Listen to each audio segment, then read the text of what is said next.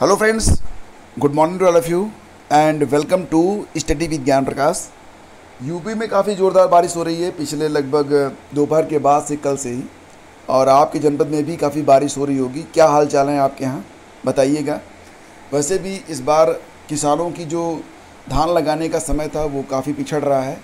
और अभी तो फ़िलहाल अगर आपके यहाँ बारिश से कोई समस्या हो रही है या बारिश से कोई फ़ायदा हो रहा है, बताइए।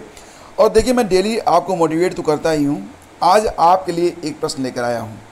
हमारे पास दूसरों की हर समस्या का हल होता है। कोई भी व्यक्ति आपके पास आ जाए, उसकी कैसी भी समस्या हो, कोई न कोई समाधान तो आपको मिल ही जाता है। आप खुद ही दे देते हैं या फिर अगर आप अपना सवाल किसी के सामने रखें तो हल मिल ही जाता है। लेकिन जब समस्या अपनी निजी हो जाए तो उसका हल हम क्यों नहीं खोज पाते हैं? तो ये है आपके लिए आज का सवाल। बताइएगा नीचे कमेंट करके, और जो सबसे अच्छा आंसर आएगा उसको मैं कम्युनिटी टैब में पोस्ट भी करूंगा और अगले वीडियो में उसके नाम के साथ उसके आंसर को भी बताऊंगा। और ये भी कि इस पर जो मेरा व्यू पॉइंट है इसके बारे में भी मैं आपको अपनी राय से अवगत कराऊंगा। तो ये आपके लिए, देखिए, ये जो प्रश्न है ना, इससे आपकी जो लेखन शैली है वो निखरेगी। और मेरा प्रयास है कि आपके अंदर जो मौलिक है वो निकल कर सामने आए, इसलिए ऐसे इनिशिएटिव मैं लेकर आया हूँ यहाँ पर। चलिए स्टार्ट करते हैं आज यानी कि 21 जुलाई के दैनिक रोजगार समाचार। यहाँ पर देखिए, सबसे पहले बात करते हैं DSSB में। इसमें बेसिकली TGT PGT की वैकेंसी आई हुई है। अगर आप नोटिफिकेशन देखना चाहते हैं तो नोटिफिकेशन मैं टेलीग्राम चैनल पर सेंड कर दूँगा, वहाँ पर जाकर देख सकते हैं। बहुत सारे पद हैं, इन्हीं पदों के बीच में TGT और PGT का भी पद है। तो बेसिकली ये जो न्यूज़ है मैं आपके लिए इसलिए लेकर आया हूँ क्योंकि इसमें शिक्षक भर्ती की बात हो रही है। जो अन्य पद हैं उसमें manager, deputy manager, junior labour welfare inspector, assistant store keeper, store attendant, accountant, tailor master के कुल 547 वैकेंसी निकाली गई है। अब देखो, यहाँ पर ये मत कह देना कि बहुत कम वैकेंसी है, कोई बात नहीं है। अगर आप मेहनत करेंगे तो निश्चित रूप से ये वैकेंसी भी आपके लिए पर्याप्त है। तो DSSB की ऑफिशियल वेबसाइट पर जाकर आप इस वैकेंसी को देख सकते हैं। और आपको बताना चाहेंगे कि इसमें जो ऑनलाइन आवेदन की प्रक्रिया है वो स्टार्ट हो चुकी है 28 जुलाई से। 28 जुलाई से मतलब स्टार्ट होगी और चलेगी कब तक? 27 अगस्त तक। तो आप आवेदन करना चाहें तो आप DSSBonline.nic.in पर 28 जुलाई से 27 अगस्त तक आप आवेदन कर पाएंगे। तो पर्याप्त समय आपके पास इसमें होगा। यहाँ पर जो वैकेंसी की डिटेल्स है मैं आपको यहाँ पर बता देता हूँ। बेसिकली तो आप देख ही रहे होंगे, लेकिन मुख्य रूप से देखा जाए तो सबसे ज़्यादा जो वैकेंसी है वो है TGT स्पेशल एजुकेशन की, जिसमें पदों की संख्या कितनी है? 364 पद हैं, 364। PGT के लिए तो मात्र एक पद है। तो बेसिकली यहाँ पर आप यही समझ सकते हैं कि म्यूज़िक के लिए एक पद है, फाइन आर्ट के लिए एक पद है और उर्दू के लिए भी 3 पद हैं। तो इसके बाद PGT हार्टिकल्चर के लिए 2 पद हैं। तो PGT के लिए तो नहीं, लेकिन TGT के लिए पदों की संख्या काफ़ी ठीक ठाक है। तो इस पर एक अच्छा सा वीडियो आपको मैं बना के दे दूंगा ताकि आप समझ पाएँ कि कौन कौन से लोग इसमें आवेदन कर पाएंगे, कौन कौन से विषय हैं और इसमें चयन प्रक्रिया क्या होती है, क्या आपको पढ़ना चाहिए। आयु सीमा के बारे में बात कर लेते हैं। तो बेसिकली आप यहाँ पर देख सकते हैं कि 35 साल मिनिमम एज लिमिट होती है, मैक्सिमम एज लिमिट होती है। लेकिन अगर आप TGT में आवेदन करना चाहें तो इसके लिए जो उम्र सीमा है 30 साल है, PGT के लिए 36 साल है। और एलिजिबिलिटी TGT के लिए क्या होती है? स्नातक हो, BEd हो, CTET का सेकंड पेपर आप पास हो, जूनियर वाला पेपर आपको पास होना पड़ेगा। नोटिफिकेशन मिल जाएगा आपको टेलीग्राम चैनल पर, वहाँ पर जाकर पढ़ लीजिएगा। फीस 100 रुपये है। SC ST महिलाएँ और दिव्यांग को कोई आवेदन शुल्क नहीं देना है। तो ये वैकेंसी हो गई DSSB की। एक वैकेंसी और आई है, उसको भी बताता हूँ आपको। नाबार्ड की ओर से ये वैकेंसी आई है और कुल असिस्टेंट मैनेजर के 170 पद हैं। नाबार्ड के बारे में आप जानते ही हैं, 1982 में स्थापना हुई थी। काफ़ी शानदार जो है यहाँ पर कैरियर होता है। और अभ्यर्थी जो हैं वो 7 अगस्त तक यहाँ पर आवेदन कर सकते हैं।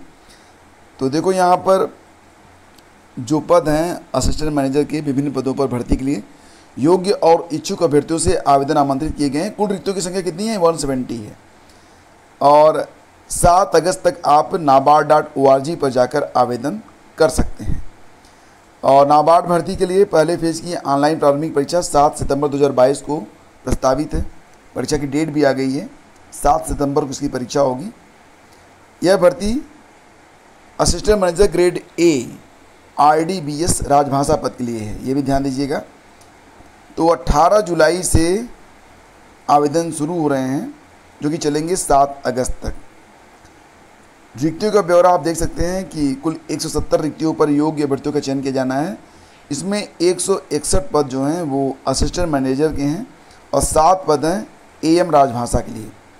इसके अलावा जो 2 वैकेंसीज और हैं वो असिस्टेंट मैनेजर P&SS के लिए है। आयु सीमा 25 से 40 वर्ष के बीच में होनी चाहिए, लेकिन असिस्टेंट मैनेजर के लिए जो कि P&SS वाला है उसमें 30 साल तक, 21 से 30 साल तक ये एज लिमिट है। आवेदन शुल्क थोड़ा सा ज़्यादा लगेगा आपको, 800 रुपये, राजभाषा के लिए 700 रुपये। तो नोटिफिकेशन पढ़ने के बाद ही आवेदन कीजिएगा, ठीक है। नोटिफिकेशन मैं आपको Telegram channel study with Gyan प्रकाश पर भेज दूंगा।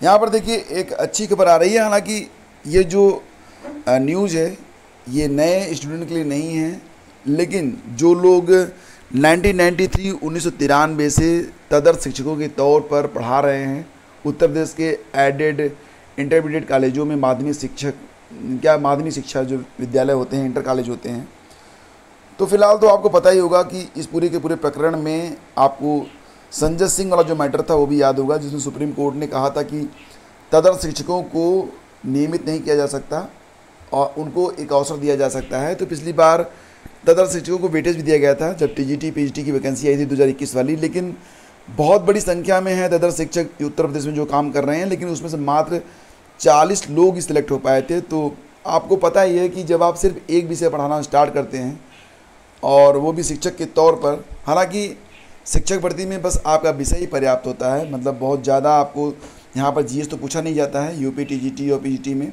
अगर आपका विषय अच्छे से तैयार है तो आप आसानी से जो है सिलेक्शन ले लेंगे, लेकिन फिर भी यहाँ पर मात्र 40 लोग ही अंतिम रूप से चयनित हो पाए, बाकी के लोग जो थे वो बाहर हो गए। तो सरकार ने मानवता के आधार पर, मानवीयता के आधार पर ऐसे जो तदर्थ शिक्षक हैं जिनकी संख्या 2090 बताई जा रही है, इनको मानदेय पर जॉब करने के लिए कहा है कि आप लोग नौकरी करिए और आपको मानदेय मिलता रहेगा ताकि आपका जो जीवन यापन है वो अच्छे से चलता रहे। तो ये न्यूज़ है यहाँ पर, तो बहुत मतलब मानवीयता के आधार पर तो इसे अच्छी बात कही जाएगी, लेकिन इस न्यूज़ का जो नए स्टूडेंट हैं उनसे कोई बहुत विशेष मतलब नहीं है, तो इस पर हम ज़्यादा समय यहाँ पर नहीं दे रहे हैं, आगे बढ़ते हैं। और देखिए बात करते हैं SSC जूनियर और सीनियर हिंदी ट्रांसलेटर के लिए आज से आवेदन जो हैं वो स्टार्ट हो रहे हैं। ऑनलाइन आवेदन आज से शुरू हो जाएंगे। 4 अगस्त तक ऑनलाइन शुल्क जमा करके फॉर्म भरा जा सकता है। 5 अगस्त तक आप अपनी फीस को जमा कर पाएंगे। तो 4 अगस्त मान के चलिएगा कि 4 अगस्त जो है लास्ट डेट है। और अभी जो नंबर ऑफ़ सीट्स है, पदों की संख्या है, वो अभी डिक्लेयर नहीं हुई है। पदों की संख्या बाद में डिक्लेयर की जाएगी। और यहाँ पर देखिए जो परीक्षा होती है वो CBT मोड में होती है। और अगर एज के बारे में बात करें तो 18 से 30 वर्ष, OBC को 3 साल और SC ST को 5 साल की छूट मिलती है। हिंदी या अंग्रेजी में परास्नातक करने वाले अभ्यर्थी इसके लिए आवेदन कर सकते हैं। अगर आप हिंदी में या अंग्रेजी में MA हैं तब आप इसके लिए आवेदन कर सकते हैं। अनुवादक भर्ती के लिए 2 परीक्षा होगी। पहली परीक्षा कंप्यूटर आधारित बहुविकल्पी प्रकार की होगी। इस परीक्षा में 2 प्रश्न पूछे जाएंगे, 2 प्रकार के प्रश्न, और हर प्रश्न जो होगा वो 1 नंबर का होगा। तो इसमें सामान्य हिंदी और सामान्य अंग्रेजी के प्रश्न पूछे जाते हैं और इस परीक्षा में सफल हुए अभ्यर्थी लिखित परीक्षा में बैठते हैं। तो मतलब अगर आप हिंदी या अंग्रेजी से MA हैं तो आप आसानी से इसमें आवेदन कर सकते हैं। और देखो यहाँ पर एक गजब की न्यूज़ निकल के सामने आई है। न्यूज़ है कि UPSC ने 10 साल में चुने सबसे कम उम्मीदवार। केंद्र में 9,79,000 पद खाली हैं। फिलहाल यहाँ पर देखिए एक खबर सबसे पहले मैं आपको बता देता हूँ कि सिविल सेवा में कोविड की वजह से उम्र सीमा में छूट पाने के लिए जो याचिका दायर की गई थी सुप्रीम कोर्ट में, उस पर UPSC ने तो यही कहा था कि उम्र सीमा में छूट देना हमारे लिए पॉसिबल नहीं है। और वहीं पर यह भी न्यूज़ निकल के सामने आ रही है कि जो केंद्रीय सरकारी विभाग हैं उसमें 40,35,000 जो पद हैं वो स्वीकृत हैं। और इसमें से ऐसा नहीं है कि ये 40,35,000 जो पद हैं वो पूरी तरह से भरे हुए हैं। मंत्रालयों में 30,55,876 कर्मचारी जो हैं पदों पर हैं, बाकी के जो पद हैं वो रिक्त हैं। हालांकि ये जो भर्ती होती है सिर्फ ऐसा नहीं कि UPSC करवाती है, SSC के द्वारा भी इसमें भर्तियां की जाती हैं। लेकिन फ़िलहाल यहाँ पर आप देख सकते हैं जो न्यूज़ है कि UPSC ने 2021-22 के दौरान केंद्र की नौकरियों के लिए 4119 उम्मीदवारों का चयन किया है, जो कि 10 साल में सबसे कम है। 1 मार्च 2021 को करीब 9.79 लाख पद खाली थे। बुधवार को लोकसभा में कार्मिक राज्य मंत्री जितेंद्र सिंह ने बताया कि यूपीएससी हर कैलेंडर वर्ष अधिसूचित पदों के लिए परीक्षाओं का आयोजन करता है। 2021-22 के लिए कुल 5153 रिक्तियाँ निकाली गई थी, जिसके लिए आयोग ने 4119 उम्मीदवारों की सिफारिश की है। तो आंकड़ों पर नज़र डालें तो वर्ष 2013-14 में सबसे ज़्यादा उम्मीदवारों की भर्तियां हुई और बीते साल सबसे कम उम्मीदवारों का चयन किया गया। वो भी तब देखिए जब यहाँ पर पदों की संख्या जो है ठीक ठाक तरीके से खाली है। अगर यहाँ पर एसएससी और यूपीएससी चाहे तो अच्छी खासी संख्या में विज्ञापन जारी करके पदों को भरा जा सकता है, लेकिन यहाँ पर सबसे बड़ी बात होती है कि पदों को भरे जाने के बाद जो वेतन भत्ता वगैरह देना होता है तो उसका अतिरिक्त बोझ पड़ता है। तो इसी वजह से जो वैकेंसीज होती हैं वो मतलब ऐसा नहीं होता है कि 10 लाख पद है तो 10 लाख पर विज्ञापन जारी कर दिया जाएगा। तो ये सारी चीज़ें निकल के सामने आ रही हैं फ्रेंड्स। और आज के इस सेशन में बस इतना ही। चलते चलते आपको बताना चाहेंगे यूपी में aided junior high school result के बारे में, क्योंकि आप लोगों में से कई सारे लोग इसके बारे में पूछते हैं। तो देखिए यहाँ पर जो एडेड जूनियर हाई स्कूल का रिजल्ट है उसके बारे में जो जानकारी प्राप्त हो रही है उसके मुताबिक इस पर जो काम है अभी कंप्लीट नहीं हुआ है, पूर्ण नहीं हुआ है। इसकी वजह से अभी जो रिजल्ट का डिक्लेरेशन है उसकी डेट अभी डिक्लेयर नहीं हुई है, लेकिन बहुत जल्द विद इन वीक आपको जो है रिजल्ट देखने को मिल जाएगा, क्योंकि काम इस पर काफ़ी तेज़ी से किया जा रहा है और बहुत ज़्यादा रिजल्ट भी नहीं है। तो अब देखो 1 सप्ताह के बाद जब परिणाम जारी होगा ना, निश्चित रूप से बहुत सारे लोग ऐसे होंगे जो कि इन हो जाएंगे, मतलब उनके लिए तो खुशी की बात होगी, लेकिन बहुत सारे लोग आउट भी होने वाले हैं। तो देखते हैं कि नया रिजल्ट किसके लिए खुशी लेकर आता है और किसके लिए गम लेकर आता है। तो सवाल मैंने आपसे क्या पूछा था, दूसरों की समस्याओं का हल हम क्यों नहीं कर पाते हैं, जबकि दूसरों की कोई भी समस्या होती है उसका हल हम तुरंत कर देते हैं, लेकिन अपनी समस्याओं का हल हम क्यों नहीं कर पाते हैं। ये सवाल था आप लोगों के लिए। कमेंट करके बताइएगा और बेस्ट आंसर को मैं चुनूंगा भी और अगले सेशन में बाय नेम उसे शामिल भी करूंगा। तो आज के इस सेशन में बस इतना ही। अगर सेशन आपको अच्छा लगा है तो thank you so much. Have a great day. जय हिंद।